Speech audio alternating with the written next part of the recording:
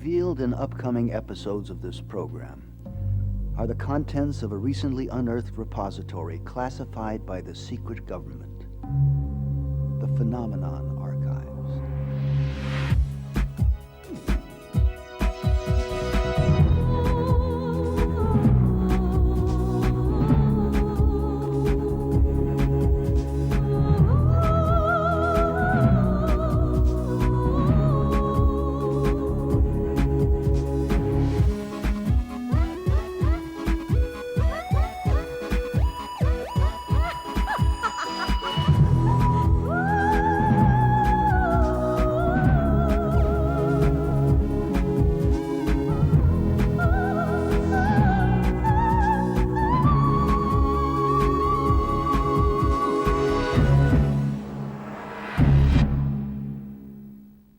Was our race genetically engineered 6,000 years ago? Were we created by beings from distant space to work as laborers toward some unknown end? From ancient cave paintings to the conquest of space, we have grappled with the truths of our beginnings.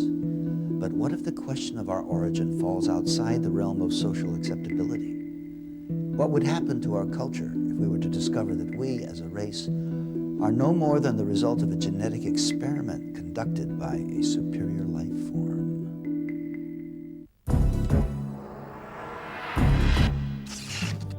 Over the course of the 20th century, we have witnessed exponential advancements in the collective knowledge of mankind. In every field of science and technology, our achievements are no longer measured in centuries or decades, but in years and even months. With this extraordinary growth, mankind has surpassed every achievement recorded throughout the millennia of known civilization. But what if the breakthroughs of today concerning humanity, the earth, and our beginnings are not new wisdom at all? What if much of this supposed recent knowledge lay secreted away in the ruins of a once powerful society, awaiting our discovery?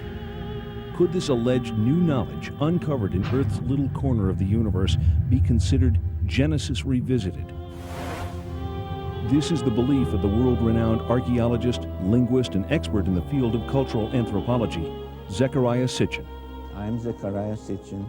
I devoted a lifetime to the study of ancient civilizations, ancient languages, their art, their beliefs, and the knowledge that they had. And the question is, when you study, when you look at all that, is it myth, is it mythology, or did it really happen? I believe it all really happened. In our obsession with antagonisms of the moment, we often forget how much unites all the members of humanity. Perhaps we need some outside universal threat to make us recognize this common bound. I occasionally think how our differences worldwide would vanish if we were facing an alien threat from outside this world. And yet, I ask you, is not an alien force already among us?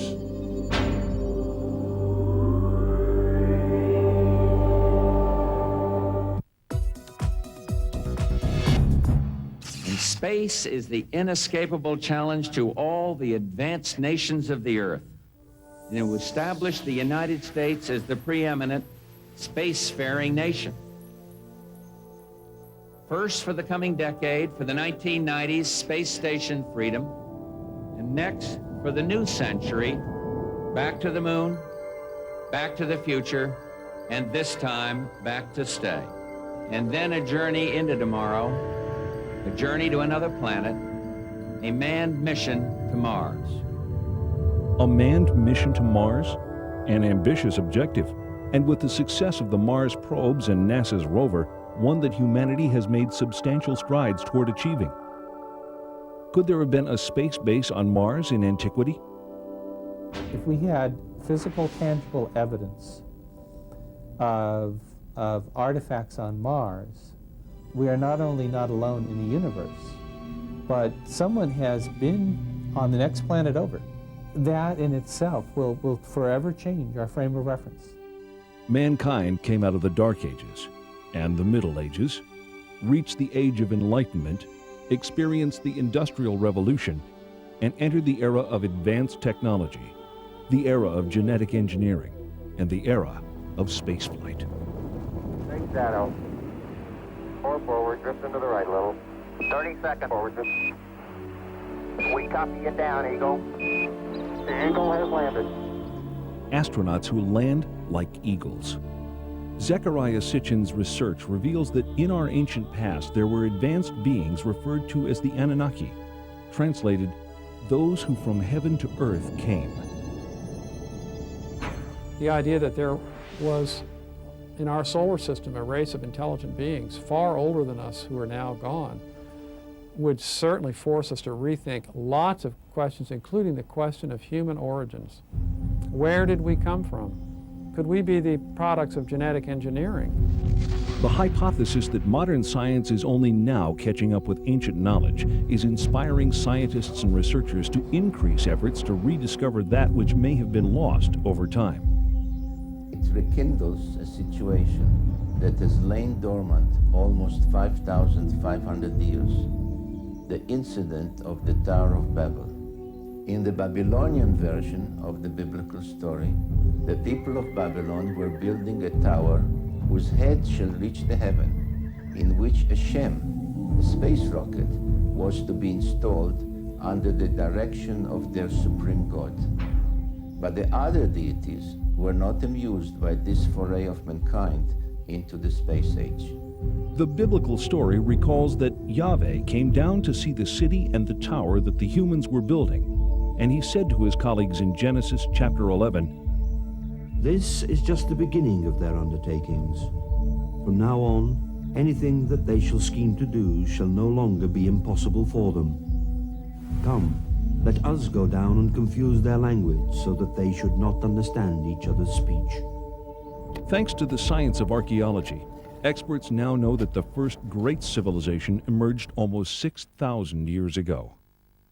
Older than the Greeks, older than the Mayans, older than the Incas. The people of this society were called Sumerians, after their land, Sumer, in the great plain between the Euphrates and Tigris rivers, today's Iraq. The book of Genesis calls the land Shinear. For generations, biblical scholars either ignore biblical references to ancient kingdoms or categorize these as legend or lore. Through the study of historical relics and the translation of ancient languages, many biblical researchers now believe that the previously questioned Old Testament references are indeed historically authentic accounts of flourishing, advanced cultures. If you study the Genesis document, God made Adam out of clay and then took Eve out of his rib, one of his ribs, etc. If you study this document, you discover that it is really a much shorter version of a much more complicated document that comes out of Babylonia and then out of Sumer and so on. Now, these ancient texts give a really complicated story of powerful, non-human, godlike beings actually engineering us, making us for specific purposes. Zecharia Sitchin's investigation into these cultures brings him to this 6,000-year-old temple in an excavated area of the ancient city Erech. Until its discovery only 150 years ago, Erech was known only through passages in the Bible. The temple is dedicated to a female goddess named Inanni, also referred to in later times as Ishtar. Zecharia Sitchin. You can see here her features a little damaged. Her divinity was marked by the pair of horns that she had. She held a jar with the water of life, and she was surrounded as a decoration, but perhaps also symbolically, with a symbol that some refer to as entwined snakes, which was the symbol of science in those days, 6,000 years ago. Some find in it a precursor of the Egyptian Ankh, which was the symbol of life and creation. Further results of Mr. Sitchin's research affirm the theory that this visage of entwined snakes is the symbol for genetic manipulation of DNA. Carved out in stone over 6,000 years ago, Ishtar is sometimes depicted flying through the sky and leaving the Earth's atmosphere to traverse the heavens. In ancient Mesopotamia, the secrets of astronomy and other celestial knowledge are kept carefully guarded, studied behind closed doors by an exclusive society of priest astronomers. Cylinder seals like these are the only surviving record of these carefully guarded secrets. This clay tablet carries the print of a cylinder seal about 4,500 years old. It depicts the god Enlil granting the plow to humankind, ushering in the age of modern agriculture. On closer inspection, something completely remarkable can be seen. A detailed depiction of the complete solar system configured identically to that known to contemporary science. With the sun prominently figured in the center, each planet appears in its correct position and relative proportions to the other planetary bodies. On the outskirts is one additional planet, a 10th, not currently located by astronomers of our modern era. Astronomers around the world are on the lookout for this evasive celestial sphere, as a growing body of physical evidence indicates that it does in fact exist.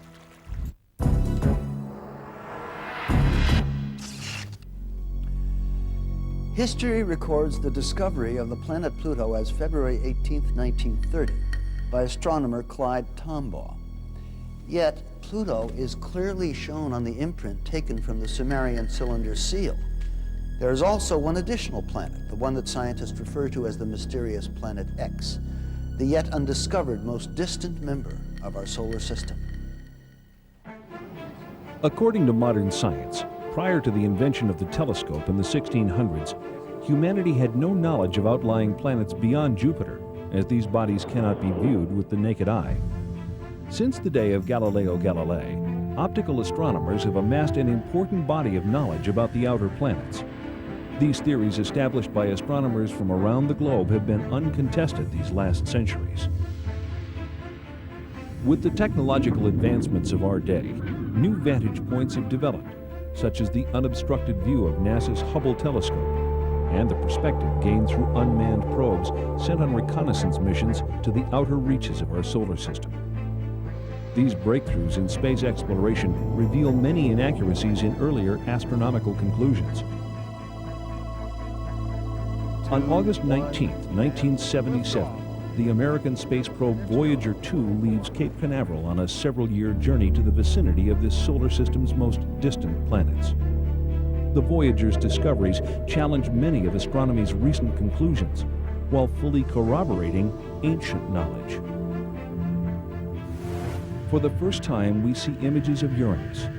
Astonishingly, it is exactly as the Sumerians report in their 6,000-year-old description. Though they have no telescopes that we know of, the Sumerians characterize Uranus as Mash Sig, translated bright greenish. They also explain the unique planetary tilt of Uranus. According to the Sumerians, our solar system was invaded by a planetary body that caused collisions and disrupted the existing order.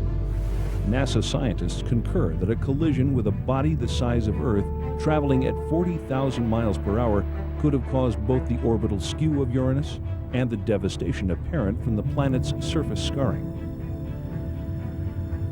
Its neighbor Neptune was described as a blue-green planet by the Sumerians millennia ago, but science has only confirmed this fact during the past few decades.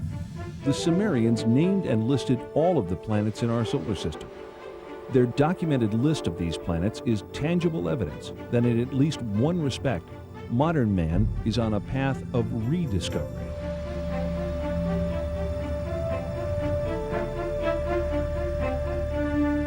That ancient knowledge included the planets Uranus and Neptune, supposedly unknown until discovered in 1781 and 1846, and even Pluto, not discovered until 1930.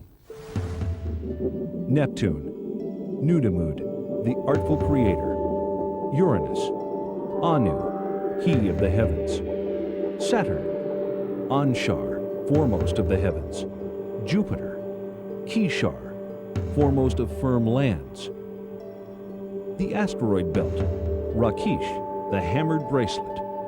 Mars, Lamu, god of war.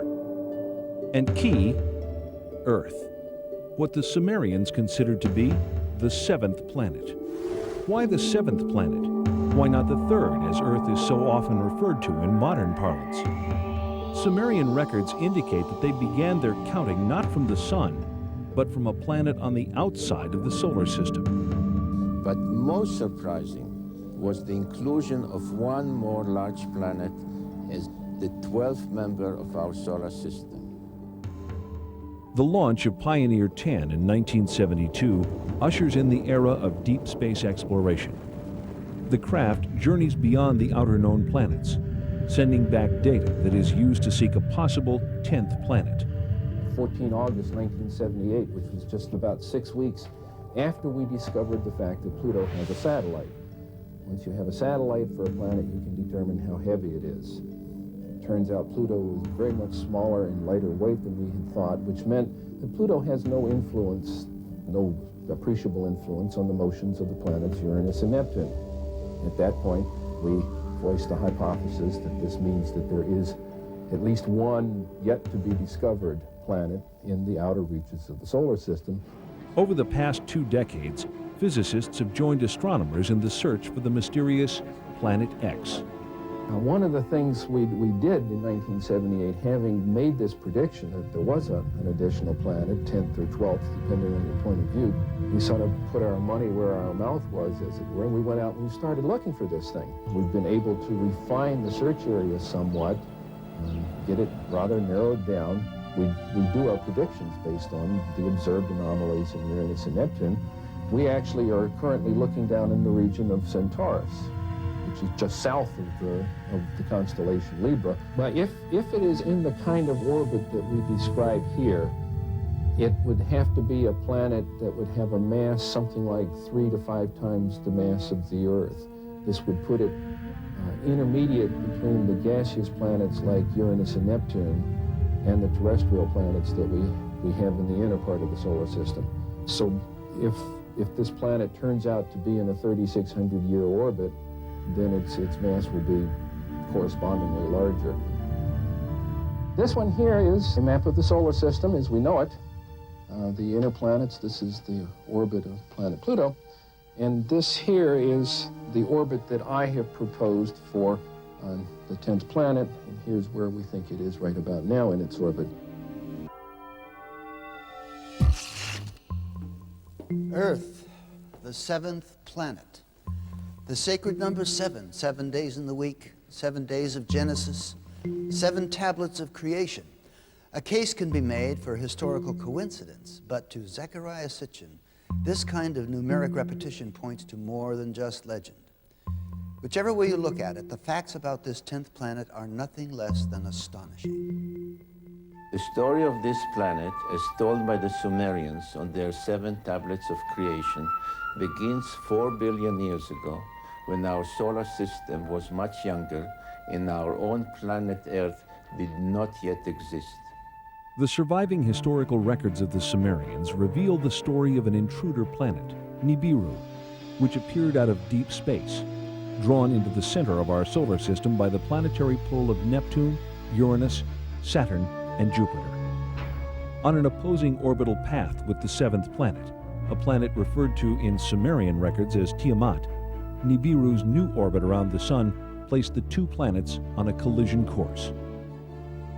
Sumerian cosmogony answers many puzzles that still baffle modern science.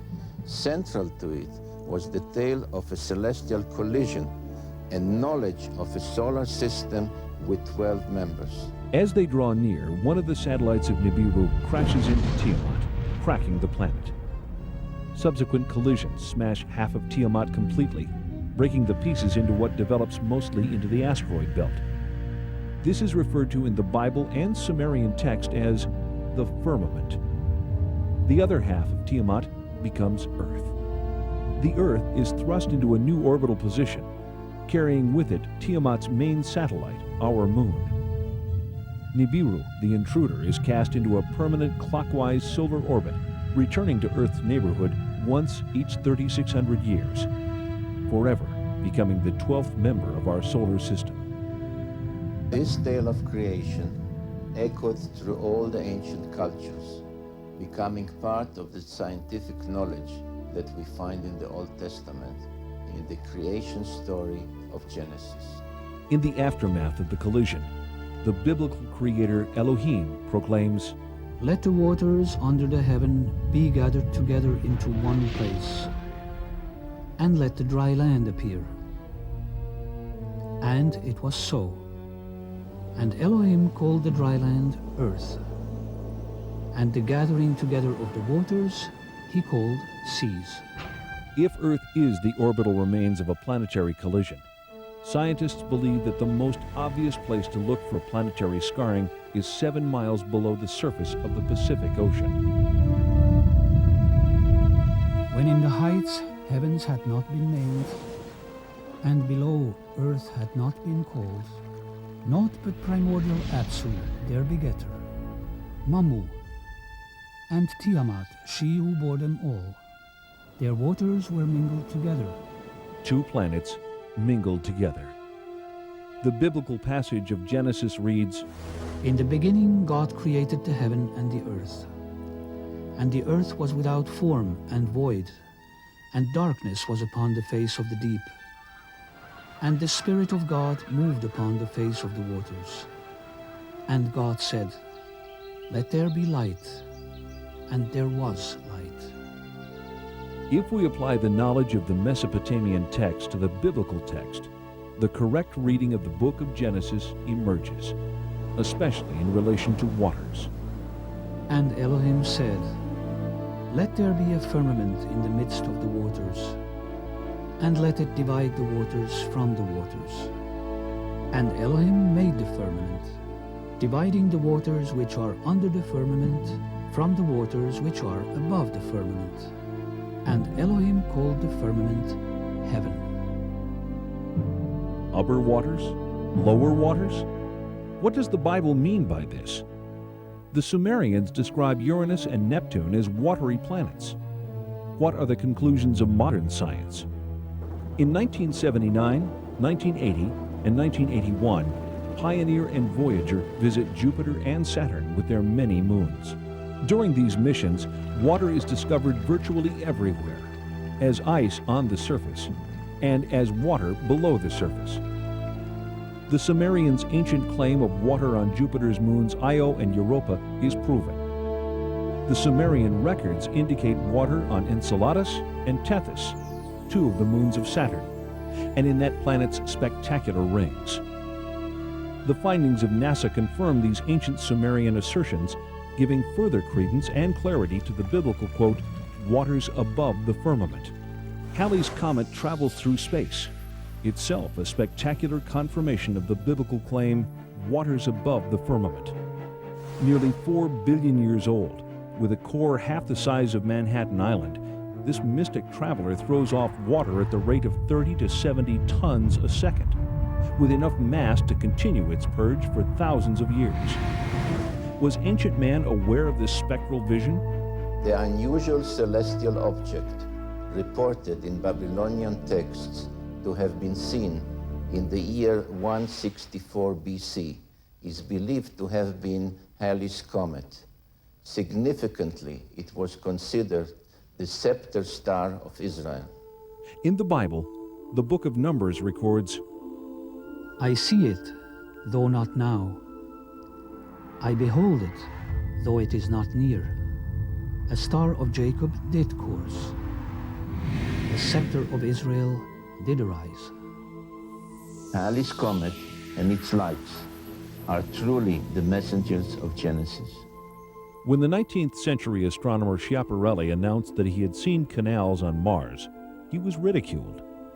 So too was the respected American astronomer Lowell in 1916. When NASA's unmanned spacecraft visits Mars in the 70s and again in the 90s, ample evidence of water in that planet's past is revealed. Images from expeditions to Venus and Mars exhibit visual evidence of dry sea, lake, and riverbeds characteristic of the biblical reference, waters above the firmament. Even Mercury, so close to the Sun, seems to have had a watery past, yet maintaining ice at its polar caps. The NASA report reads, quote, "We are forced to no other conclusion but that we are seeing the effects of water on Mars," unquote. And, quote, "Mars once had enough water to form a layer several meters deep over the whole surface of the planet," unquote. What we previously believed to be a dry and barren planet unexpectedly emerges as a planet where water once existed in abundance. Mars joins Venus, Mercury, the Earth, and most recently the Earth's moon in corroborating the Sumerian concept of water below the firmament. With the discovery of water on the moon and distant planets, the possibility of colonization suddenly becomes much more viable. Oxygen can be extracted from the water to be used in domed habitats on planets with minimal atmosphere. And water is one of the principal ingredients of rocket fuel. This find increases the possibility of unlimited treks across the stars. We've had reports to the effect that the Viking equipment will never determine positively whether or not there's life on Mars. Can you set us straight on this? Well, my own view is it's much too soon to decide whether we will have a definitive answer. It may be that there is an exotic biology on Mars. It may be that there's an exotic chemistry which looks a little bit like biology. There's a number of experiments to be done. They might decide the issue, they might not. But either way, the Viking has been a biological success because the chemical explanation means that there is a kind of chemistry on the Martian surface which simulates some of the steps of chemistry in biology. We would learn something important about the origin of life. In October 1988, the Soviet Union sends two unmanned spacecraft, Phobos 1 and 2, named for one of the Martian moons, to study the red planet. Phobos 1 is lost while on its way to Mars, but Phobos 2 arrives to orbit Mars and immediately sends images back to Earth. On March 1st, 1989, pictures of this unusual grid are received. The grid, here in the upper right, is shot both in the optical range and in the infrared range. Later, they are merged into this composite overlay. On March 26th, Phobos 2 sends these images to Earth, taken just south of the equator. An unexplained elliptical shape appears. This shadow actually appeared all of a sudden. Why am I calling it a shadow? Because you can see things through it. This elliptical shadow, then, is it in Mars' atmosphere or on the planet's surface? One thing is for sure, this something is not positioned horizontally. Well, to me it looks like a rocket taking off from the surface of Mars and leaving a trail behind. Well, if you'd want to fantasize, it could be interpreted that way too. Now we think we ought to look at the real circumstances that have caused that trail, even though they haven't yet been fully clarified. That's more likely to be the shadow of some object, since surface elements can be seen through it. How long will it take to process all of the information to get more or less objective scientific results, rather than fantastic ones? Come back in a week. 1 week later, no details are given. Then, unexpectedly, this report. Last year, the Soviets launched 2 spacecraft to the planet, both named after the Martian moon, Phobos. Their mission was to photograph Mars and land probes on its moon. One was accidentally switched off by a mission operator. But the second reached Mars and transmitted pictures that are still puzzling Soviet scientists. As it swung over the equator, it took pictures from a height of 6,000 kilometers. This is an infrared photograph. It shows differences in temperature. The dark patches are colder. This section covers 600 kilometers. It shows objects down to the size of 2 kilometers. It's the most detailed infrared picture of the planet's surface. We have some very, very thin lines on the surface of Mars in the infrared, which means it's heat. It's not visible, it's heat. You can see it through clouds if you want to. These have a resolution, these have a width, I would guess, of 3 or 4 kilometers wide. In answer to the question of what it is, I certainly don't know. The Russians aren't telling us. Scientists are also puzzled by this shadow pictured on the surface of Mars by both optical and heat-seeking cameras. They're convinced it's a shadow because they can see objects on the surface beneath. But a shadow of what? Finally, there's the mystery of the vanishing spacecraft. The Russians have yet to release the last picture transmitted by Phobos before it lost contact with ground control. But the Russians have said that it shows an object coming towards the spacecraft, an object which, in their words, should not have been there. The spacecraft was circling Mars, coming into the same orbit as the moons of Mars. And the last picture, they got halfway through it, and they saw something there which shouldn't be there. Professor Kapitsa makes the joke that it's Martian people. British scientists will be able to judge for themselves when the Soviets bring their pictures to a conference at Exeter next month. Because, of course, there must be a sensible explanation, mustn't there? The Russians do not bring any pictures to the Exeter conference. How does the Russian Space Agency explain the spacecraft's destruction or disappearance? It does take a minimum of precision criteria to obtain on the image these spots, which some would like to call flying saucers, that appeared within the visual field of the infrared range. It must be pointed out that the flying saucer version is not ours. Actually, at first we were saying that there was no flying saucer, that surely all that we saw could be explained in understandable, natural and physical terms. One possibility could easily be that a small meteorite, a small bit of rock, was in the same orbit of Phobos and hit it. In an exclusive interview conducted in October 1990 in Moscow, Professor Lev Mukin of the Soviet Space Research Institute discredits the meteorite theory.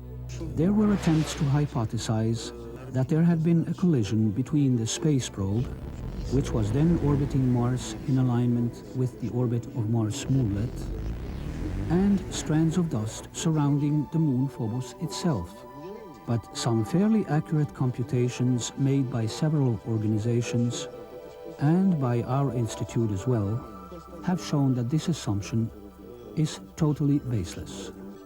If not meteorite or debris, then what could possibly explain the mishap? A long silence follows. Then in December 1991, Marina Popovich, former cosmonaut trainee and retired Air Force colonel, holds a surprise press conference at the Russian consulate in San Francisco. She unearths the mysterious last photograph taken by Phobos.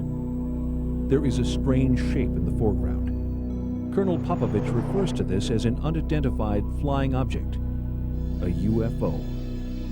The object is juxtaposed against what appears to be the planet's tiny moonlet, Phobos, for which the craft is named. But how is the mysterious shadow explained? The Russians say it is a shadow of some object on or just above the Martian surface. Upon further examination in April 1992, when all of the related photographs are compared side by side, scientists reach the conclusion that the shadow is actually moving. If Mars was indeed the site of a space base in antiquity, could the failure of these Soviet space missions be attributed to some sort of alien intervention? Could the ancient space base have been reactivated? So the mystery remains. What caused the spacecraft to destabilize? Was it a malfunction? Or was there an outside cause, perhaps an impact? The question that arises is indeed a simple one. Was the spacecraft Phobos 2 hit by something that put it out of commission? The circumstances in which Phobos 2 was lost suggest that someone might be back on Mars, someone ready to knock out what to them is an alien spacecraft.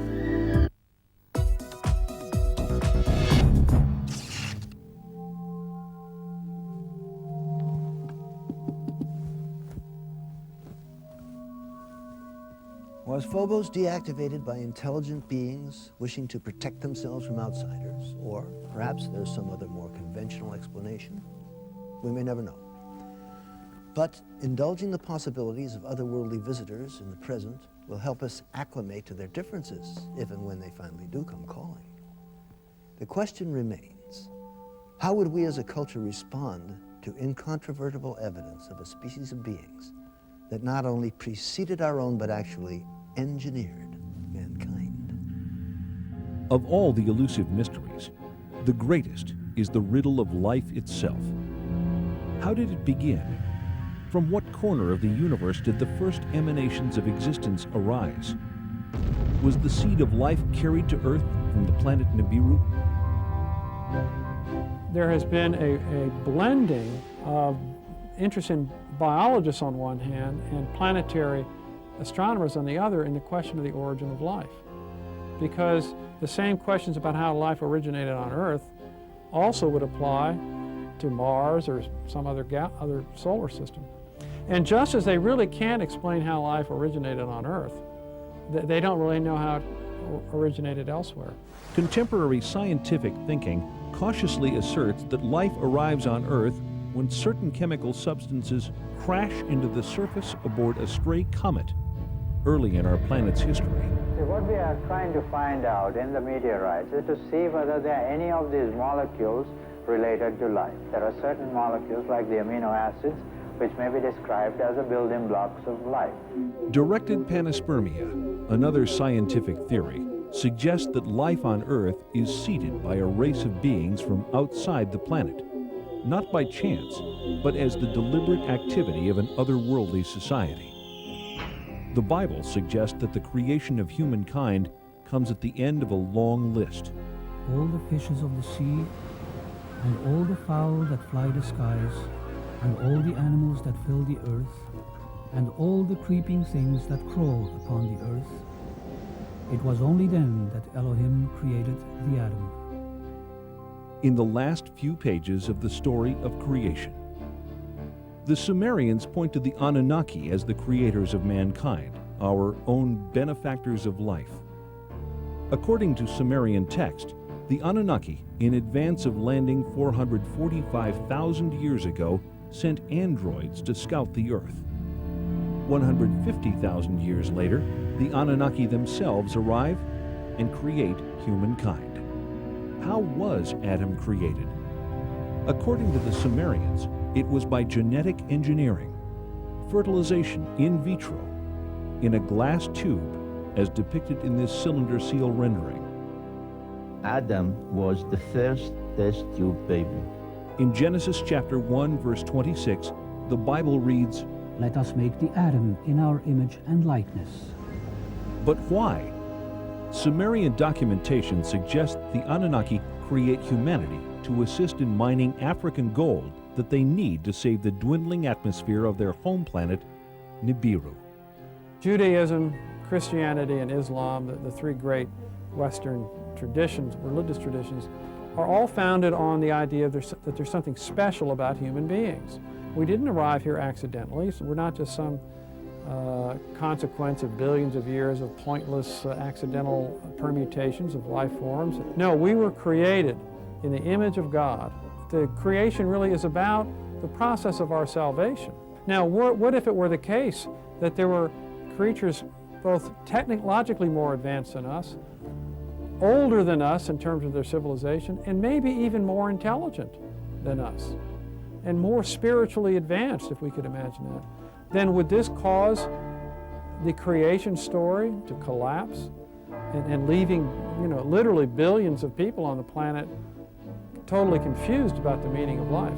The Bible relates an incident of mankind overstepping the bounds of the Anunnaki when the Babylonians attempt to reach the gods by building an enormous launch pad in the archetypal story of the Great Tower of Babel. What is the target of their efforts?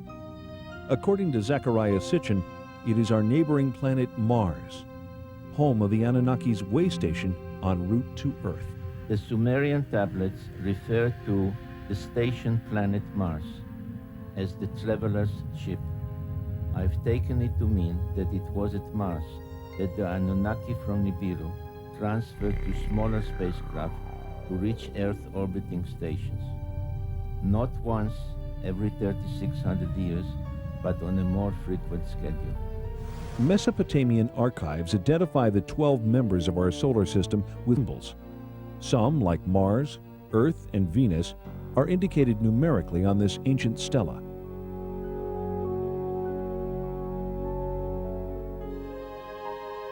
We see the sun with its many rays. We see another 4 depicted standing on their cult animals, but really it's a symbolism connected with the zodiac. We see the moon, and we see the earth, symbolized by the 7 dots, which indicated the position of the earth from the outer limits of the solar system counting or coming in inwards by somebody flying into from outer space. The 7 dots of Earth with its crescent moon and the 6-pointed star of Mars are revealing clues in this 4,500-year-old Sumerian depiction. 2 figures stand on either side of a craft.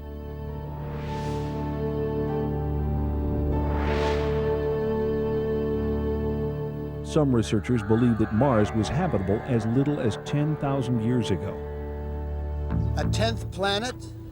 A mysterious species with the technology to genetically engineer humankind?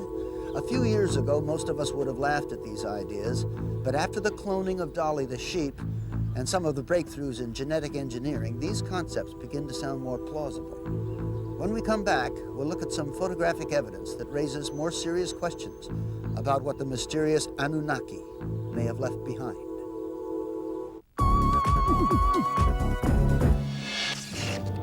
When the United States launches the Mariner and Viking spacecraft to explore Mars in the 60s and 70s, enigmatic structures resembling those on Earth are photographed.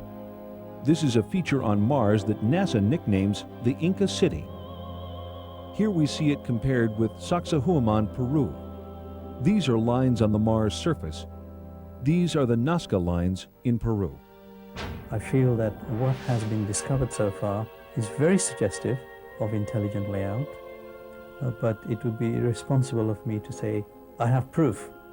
What I have is evidence which makes it appear as though it's been designed by some kind of intelligent thinking process, which is probably even more advanced than our current in some ways. I was especially intrigued by independent researchers' suggestions in their reports that the orientation of the face and adjoining pyramid indicated they were built in alignment with sunrise at solstice time on Mars about 450,000 years ago.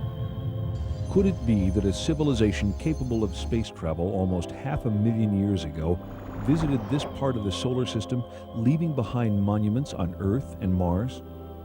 The only beings mentioned by name are the Anunnaki. The only evidence supporting such a theory is evidence of visits by the Anunnaki. We have seen societies on Earth that have been demolished by cultural cross-representation, if you like. Meeting a more advanced culture has had a severe impact on an existing culture. But I think we're intelligent enough to be prepared for that. Our civilization is technologically able to venture out into deep space on scientific quests of discovery. Can anyone then deny the possibility that members from a technologically more advanced world may have visited our solar system thousands of years ago? Thanks to the work of Zecharia Sitchin and others like him, we know more than we ever have about ancient cultures and the life that came before.